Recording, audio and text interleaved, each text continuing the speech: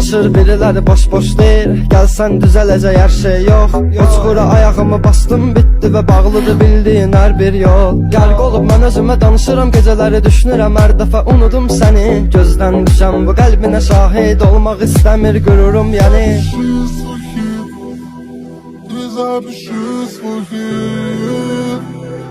Manuel.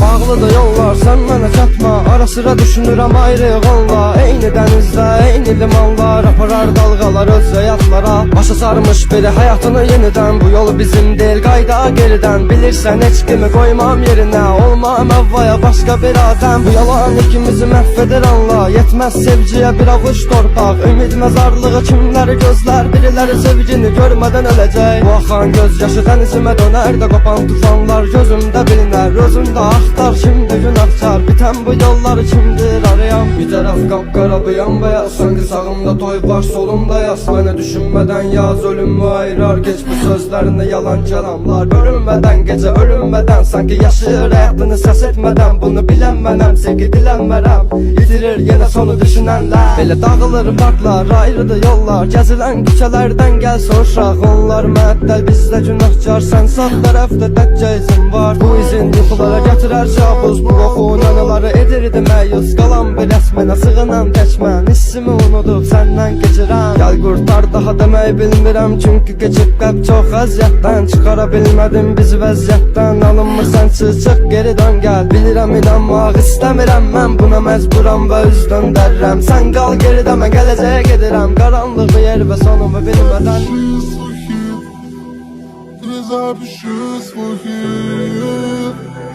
Manuel.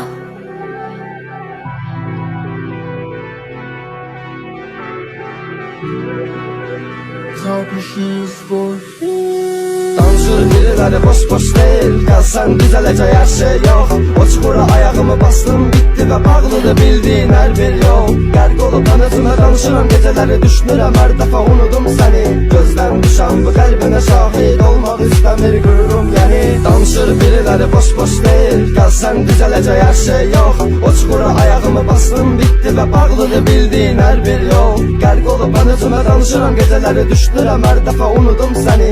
Gözdən düşən bu qəlbinə şahid olmaq istəmir qürurum yəni.